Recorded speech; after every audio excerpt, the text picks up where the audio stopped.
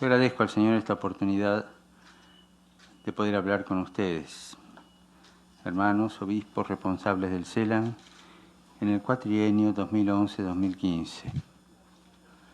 Hace 57 años que el CELAM sirve a las 22 conferencias episcopales de América Latina y el Caribe, colaborando solidaria y subsidiariamente para promover, impulsar y dinamizar la colegialidad episcopal y la comunión entre las iglesias de esta región y sus pastores.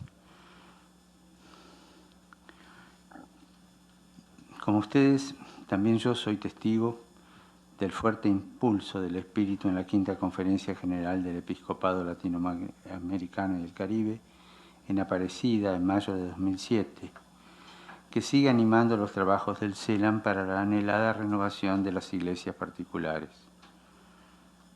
Esta renovación, en buena parte de ellas, se encuentra ya en marcha. Quisiera centrar esta conversación en el patrimonio heredado de aquel encuentro fraterno y que todos hemos bautizado como Misión Continental.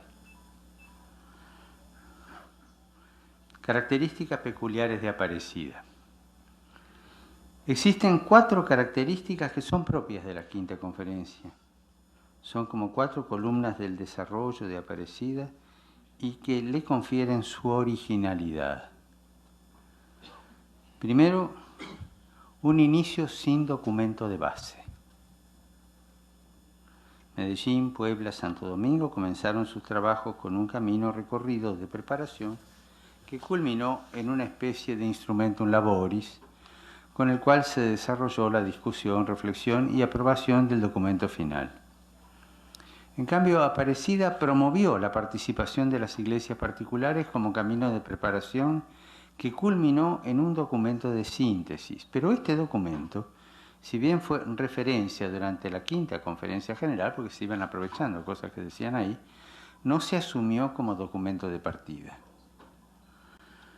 El trabajo inicial consistió en poner en común las preocupaciones de los pastores ante el cambio de época y la necesidad de renovar la vida discipular y misionera con la que Cristo fundó la Iglesia. Yo me acuerdo que empezamos, iban pasando los presidentes de las conferencias episcopales, decían cómo estaba su conferencia, ese fue el puntapié inicial, ¿no? Y después de ahí seguían todas las intervenciones y se fue armando la puesta en común. Ese fue el primero, no hubo un documento de base. Segundo, ambiente de oración con el pueblo de Dios. Para mí esto es clave. Es importante recordar el ambiente de oración generado por el diario compartir la Eucaristía y otros momentos litúrgicos, donde siempre fuimos acompañados por el pueblo de Dios. Por otro lado, puesto que los trabajos tenían lugar en el subsuelo del santuario, la música funcional que los acompañaba fueron los cánticos y las oraciones de los fieles. Estábamos metidos en la oración del pueblo de Dios. Los días de semana teníamos poquita gente, qué sé yo, 80, 100 personas. Pero algún día feriado de peregrinación o sábado o domingo cuando hubo misa, no sé, el santuario es para 20.000 personas o más, así que estaba... Para mí esto es clave también. Tercero, es un documento que se prolonga en compromiso con la misión continental. En este contexto de oración y vivencia de fe surgió el deseo de un nuevo Pentecostés para la Iglesia y el compromiso de la misión continental. Aparecida no termina con un documento, sino que sigue, se prolonga en la misión continental. El documento es una etapa más, pero sigue, ¿no? Cuarto, creo que esto hay que rumiarlo bastante, es la presencia de Nuestra Señora Madre de América. Es la primera conferencia del Episcopado Latinoamericano y el Caribe que se realiza en un santuario mariano. Y la presencia transversal de María en Aparecida es muy importante, ¿no? Una mariología sana, pero que está en el corazón de nuestro pueblo.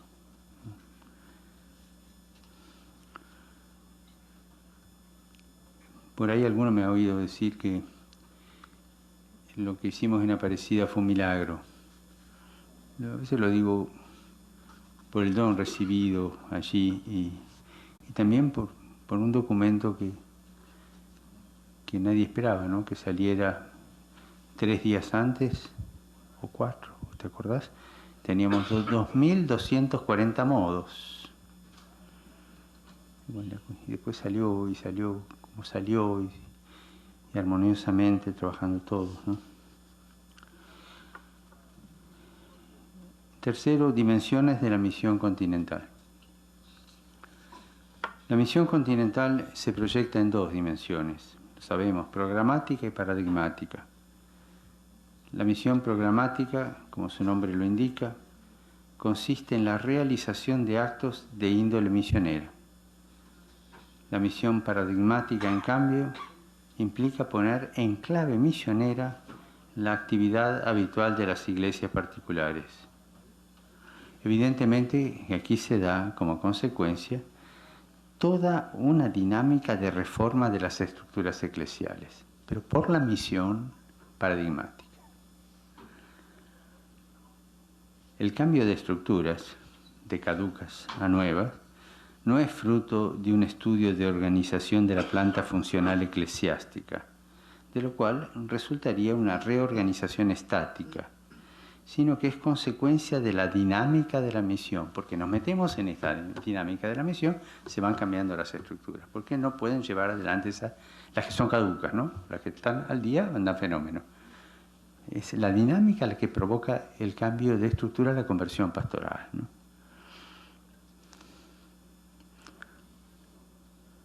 Lo que hace caer las estructuras caducas, lo que lleva a cambiar los corazones de los cristianos, es precisamente la misionariedad. De aquí la importancia que tiene la misión paradigmática. Y esto nos tiene que abrir un poquito los ojos porque puede estar el engaño, ¿no? Bueno, a ver, hagamos la misión continental, una misión para chicos, una misión para hospitales, una misión, y ya cumplimos y se acabó el partido, ¿no? No, creo que la paradigmática es continuamente en estado de misión la acción habitual de la Iglesia. La misión continental, sea programática, sea paradigmática, exige generar la conciencia de una Iglesia que se organiza para servir a todos los bautizados y hombres de buena voluntad. El discípulo de Cristo no es una persona aislada en una espiritualidad intimista, sino una persona en comunidad para darse a los demás. Misión continental, por tanto, implica pertenencia eclesial.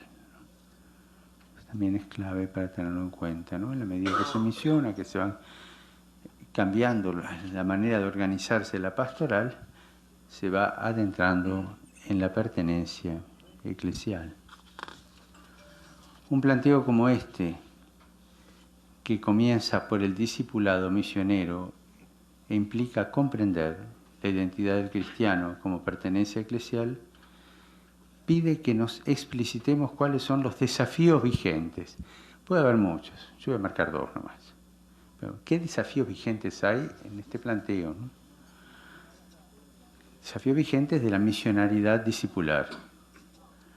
Señalo 2, la renovación interna de la Iglesia y el diálogo con el mundo actual.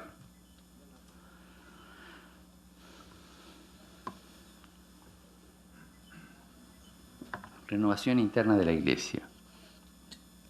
Aparecida ha propuesto como necesaria la conversión pastoral. Esta conversión implica creer en la buena nueva, creer en Jesucristo, portador del reino de Dios, en su irrupción en el mundo, en su presencia victoriosa sobre el mal. Creer en la asistencia y conducción del Espíritu Santo, creer en la Iglesia cuerpo de Cristo y prolongadora del dinamismo de la encarnación. En este sentido, es necesario que como pastores nos planteemos interrogantes que hacen a la marcha de las iglesias que presidimos. Estas preguntas sirven de guía. Voy a hacer unas preguntas, ¿no?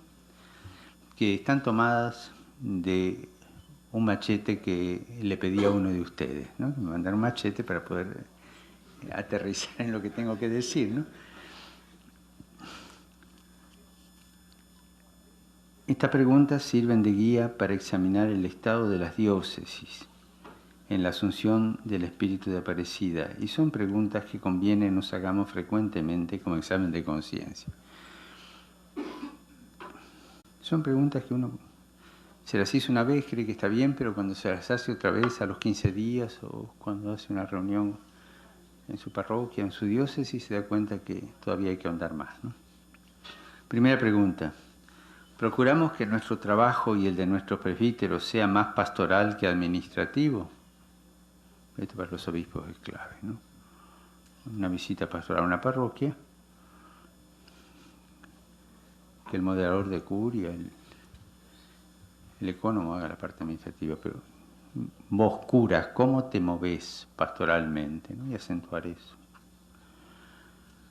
¿Quién es el principal beneficiario de la labor eclesial? ¿La Iglesia como organización o el pueblo de Dios en su totalidad? Segunda, superamos la tentación de atender de manera reactiva los complejos problemas que surgen. Creamos un hábito proactivo. Promovemos espacios y ocasiones para manifestar la misericordia de Dios. Para mí esto es clave, ¿eh? Estoy convencido que este es el tiempo de la misericordia de Dios para su Iglesia. Marcaría como prioridad ese, no sé, es reducirlo, decirlo así, pero ese apostolado de la misericordia, la dimensión misericordiosa de la Santa Madre Iglesia, la maternalidad de la Iglesia que cura heridas, ¿no?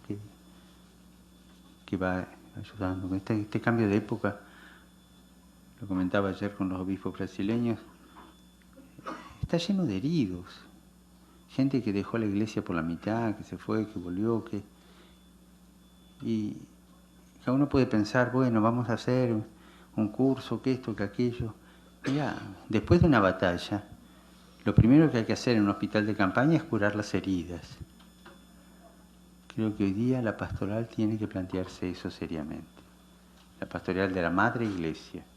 Curar tantas heridas de gente que se fue, que se quedó a mitad camino, que se confundió, que se desilusionó, que esa pastoral de la misericordia, ¿no? No en vano Juan Pablo II tuvo una visión, un olfato de que la cosa podía ir por aquí. Hay una intuición muy grande en Juan Pablo. Bueno, lo marco. Promovemos espacios y ocasiones para manifestar la misericordia de Dios. Somos conscientes de la responsabilidad de replantear las actitudes pastorales y el funcionamiento de las estructuras eclesiales buscando el bien de los fieles y de la sociedad. Tercera,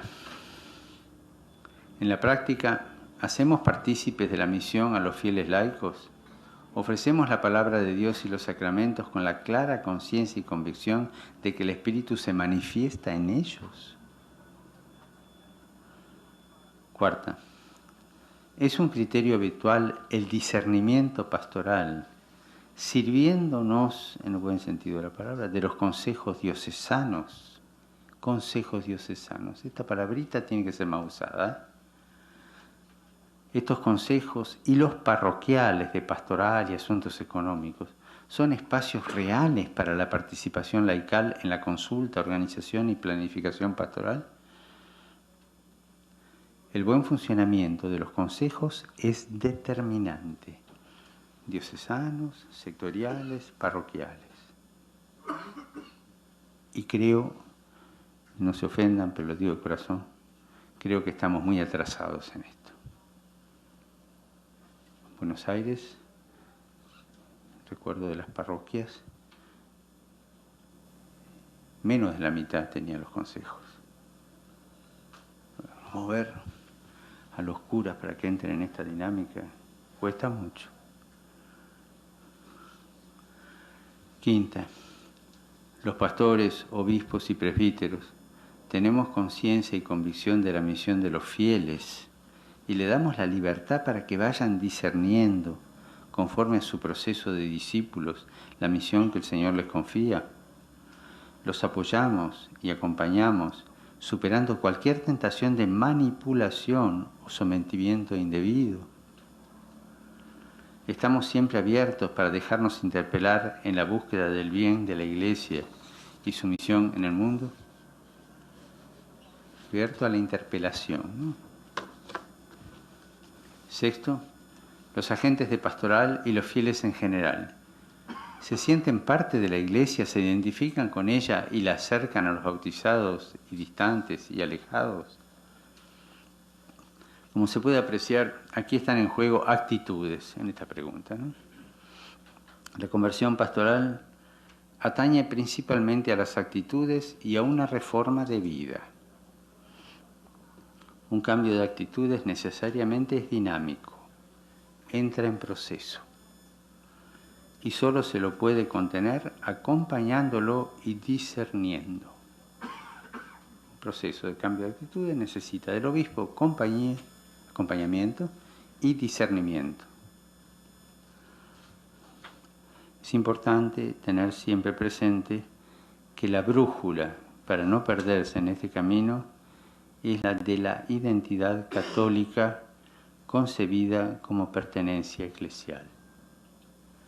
Esa es la brújula, lo católico como pertenencia eclesial. Esta era la primera parte de renovación interna de la Iglesia, que, acuérdense, discipulado, pertenencia eclesial. ¿Cuáles son los desafíos? Primero, desafío, renovación interna de la Iglesia. Segundo desafío, pero no lo pongo en orden, son dos desafíos. Diálogo con el mundo actual. Los dos tienen que darse contemporáneamente. Hace bien recordar las palabras del Vaticano II. Los gozos y las esperanzas, las tristezas y las angustias de los hombres de nuestro tiempo, sobre todo de los pobres y de cuantos sufren, son a la vez gozos y esperanzas, tristezas y angustias de los discípulos de Cristo. Aquí reside el fundamento del diálogo con el mundo actual. La respuesta a las preguntas existenciales del hombre de hoy, especialmente de las nuevas generaciones, atendiendo a su lenguaje, entraña un cambio fecundo que hay que recorrer con la ayuda del Evangelio, del Magisterio y de la doctrina social de la Iglesia. Los escenarios y areópagos son de lo más variados. Por ejemplo, en una misma ciudad, la megápolis, ¿no?, existen varios imaginarios colectivos que conforman diversas ciudades imaginarias. Las tribus urbanas, por ejemplo, un fenómeno. Es decir, bueno, yo no voy a hacer todo un movimiento diocesano para atender las tribus urbanas, pero las tribus urbanas son un fenómeno de la variedad, representan algo mucho más profundo, una variedad, una manera nueva, distinta de organizarse de las megápolis, ¿no? Es un desafío enorme ese.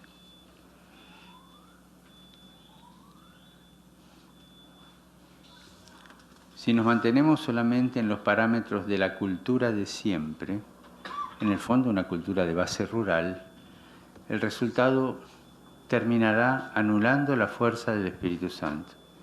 Dios está en todas partes.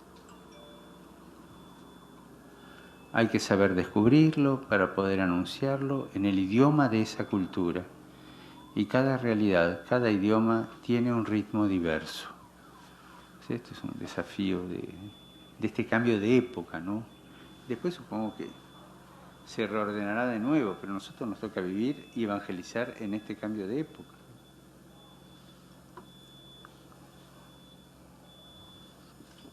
Entonces, estuve pensando cuáles son las tentaciones más frecuentes contra el discipulado misionero que hay hoy día en América Latina. Voy a mencionar algunas. La opción por la misionariedad del discípulo será tentada. O sea, no existe un seguimiento de Jesucristo sin tentación. Desde el obispo para abajo, todos van a ser tentados. Sí, no se salva a nadie. Es parte de la vida cristiana, porque eso te lleva a la conversión, a descubrir dónde está el Espíritu de Dios, dónde está el espíritu del mundo, el demonio, ¿no es cierto? Es importante saber por dónde va el mal espíritu para ayudarnos en el discernimiento. No se trata de salir a cazar demonios, no es eso, sino simplemente de lucidez y astucia evangélica. Menciono solo algunas actitudes que configuran una iglesia tentada. Se trata de conocer ciertas propuestas actuales que pueden mimetizarse en la dinámica del discipulado misionero y detener hasta hacer fracasar el proceso de conversión pastoral. Una es la ideologización del mensaje evangélico. Es una tentación que se dio en la Iglesia desde el principio. Buscar una hermenéutica de interpretación evangélica fuera del mismo mensaje del Evangelio y fuera de la Iglesia. Un ejemplo, Aparecida en un momento sufrió esta tentación bajo la forma de asepsia. Se utilizó, y está bien, el método de ver, juzgar y actuar. Acuérdense el número 19, ¿no? Que decíamos vamos a usar esto. La tentación estaría en optar por un ver totalmente aséptico, un ver neutro, lo cual es inviable. Siempre el ver está afectado por la mirada. No existe una hermenéutica aséptica. La pregunta era, me estoy refiriendo a la tentación que hubo un momento en Aparecida. La pregunta era entonces, ¿con qué mirada vamos a ver la realidad para seguir este método de ver, juzgar y hablar?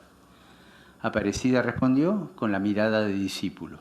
Y así se entienden el porqué de los números 20 al 32, antes de empezar a hacer el análisis de la realidad.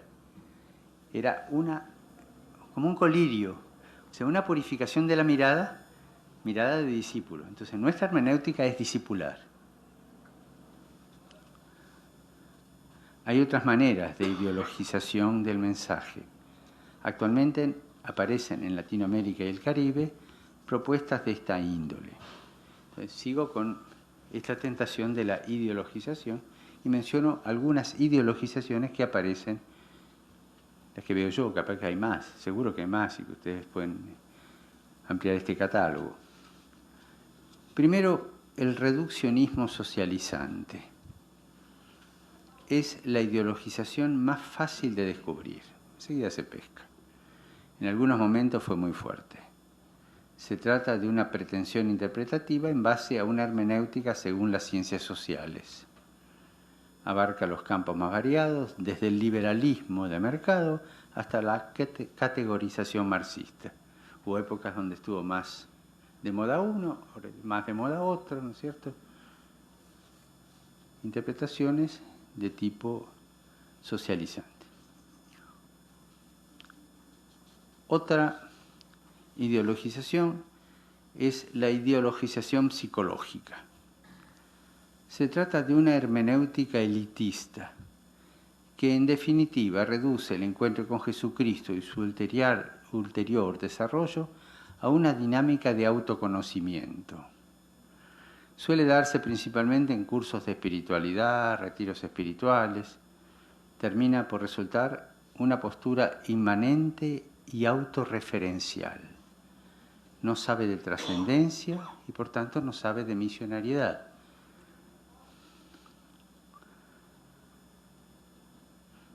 Yo no tengo nada contra el eneagrama, no, como sí, pero cuando vos te encontrás que en un curso de ejercicios espirituales, la primera semana de los ejercicios se hace en base al enagrama para conocerte a vos mismo, decime dónde termina el coloquio de misericordia con Cristo resucitado. ¿Pescan por dónde está la tentación? El psicologismo. Entonces hay una hermenéutica psicologista que termina en una cosa buena. No es malo, el autoconocimiento es bueno, pero no es la misionaridad discipular que estamos buscando. Y ahí podemos ser tentados. Tercero, la propuesta gnóstica, bastante ligada a la tentación anterior. También suele darse en grupos de élites en América Latina con una propuesta de espiritualidad superior, bastante desencarnada que termina por desembarcar en posturas pastorales de cuestiones disputate. Acordémonos que fue la primera desviación de la comunidad primitiva y reaparece a lo largo de la historia de la Iglesia en ediciones corregidas y renovadas.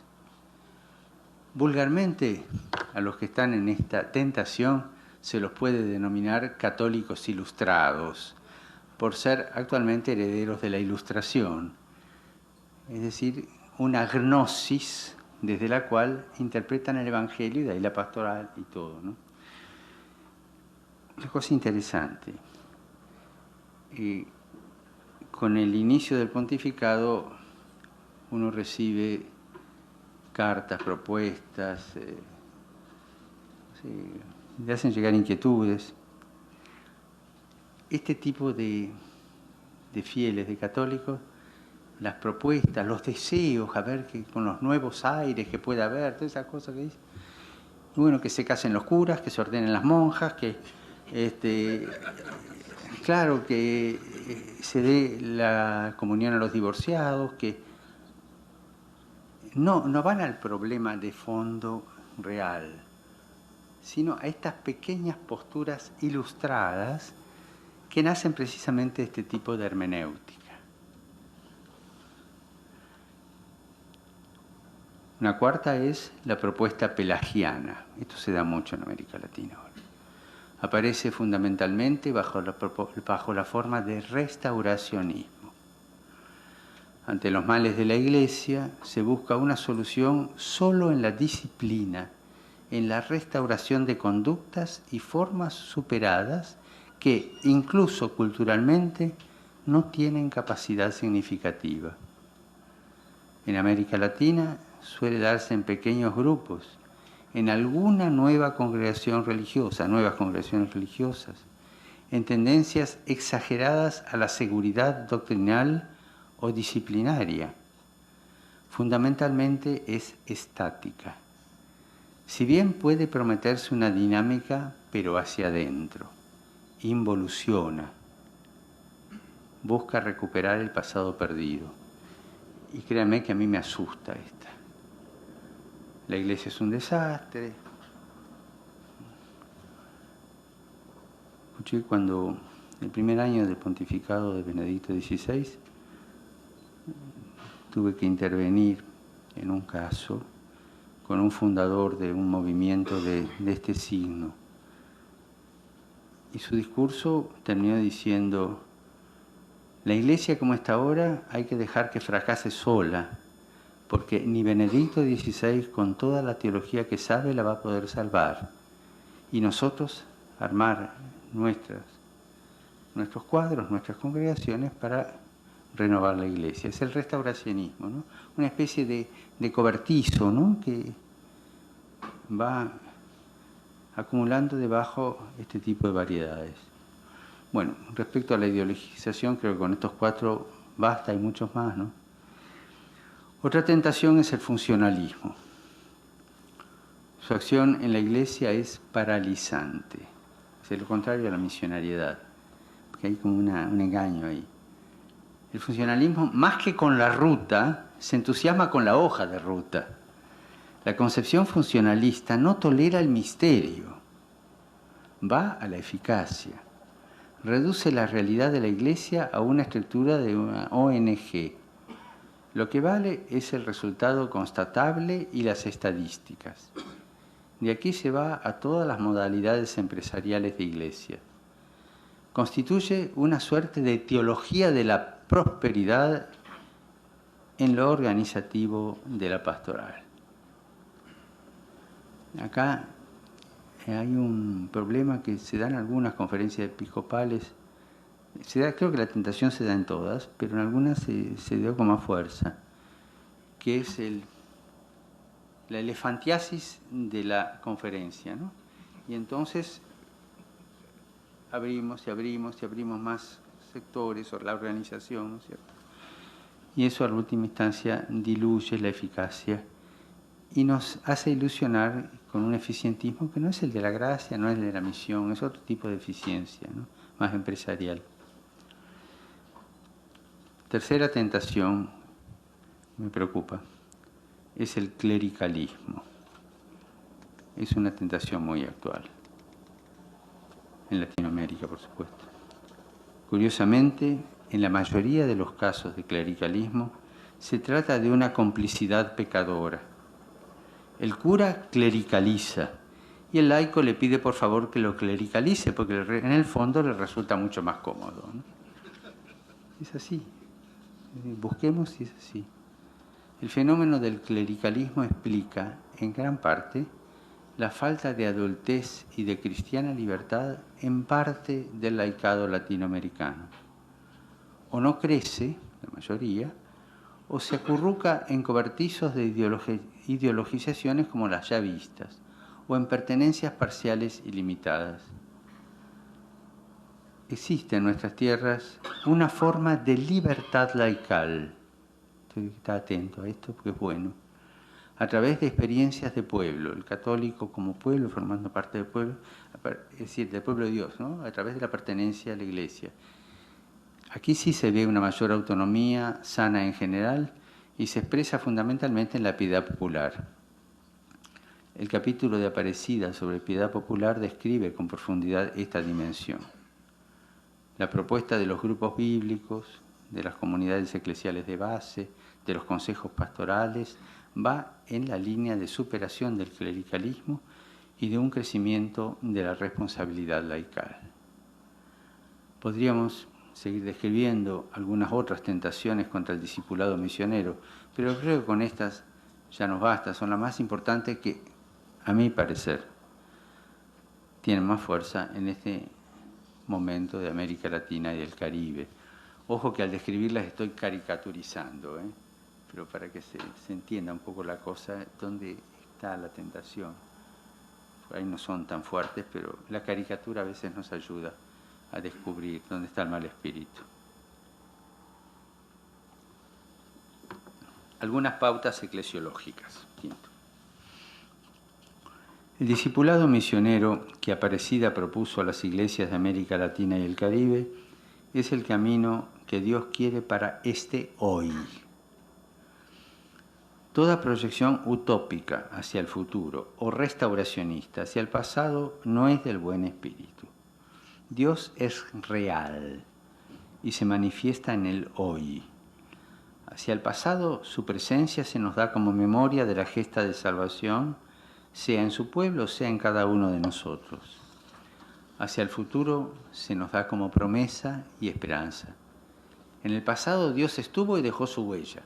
La memoria nos ayuda a encontrarlo. En el futuro solo es promesa y no está en los 1001 futuribles. El hoy es lo más parecido a la eternidad. Más aún, el hoy es la chispa de eternidad. En el hoy se juega la vida eterna. El discipulado misionero es vocación, llamado e invitación. Se da en un hoy, pero en tensión. No existe el discipulado misionero estático. El discípulo misionero no puede poseerse a sí mismo. Su inmanencia está en tensión hacia la trascendencia del discipulado y hacia la trascendencia de la misión. No admite la autorreferencialidad. O se refiere a Jesucristo o se refiere al pueblo al que debe anunciar. Sujeto, el discípulo misionero es un sujeto que se trasciende.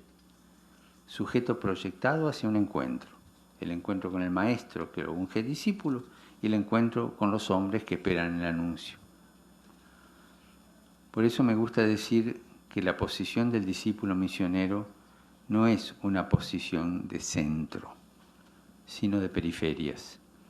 Vive tensionado hacia las periferias, incluso las de la eternidad en el encuentro con Jesucristo.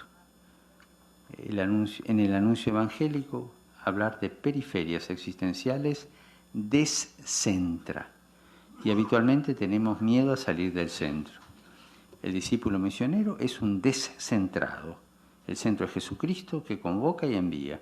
El discípulo es enviado a periferias existenciales. Segundo, la Iglesia es institución, pero cuando se erige en un centro, se funcionaliza. y poco a poco se transforma en una ONG. Vimos en una de las tentaciones. Entonces la Iglesia pretende tener luz propia, la gran tentación de la Iglesia, tener luz propia. Y deja de ser ese mysterium lune del que nos hablaban los santos padres, misterio de la luna. Se vuelve cada vez más autorreferencial y se debilita su necesidad de ser misionera. De institución, fundada por Jesucristo, se transforma en obra. Deja de ser esposa para terminar siendo administradora. De servidora se transforma en controladora.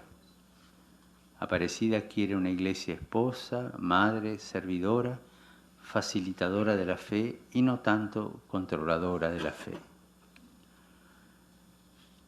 Tercero, en Aparecida se dan de manera relevante dos categorías pastorales que surgen de la misma originalidad del Evangelio y también pueden servirnos de pauta para evaluar el mundo como vivimos eclesialmente, para evaluar el modo como vivimos eclesialmente el discipulado misionero.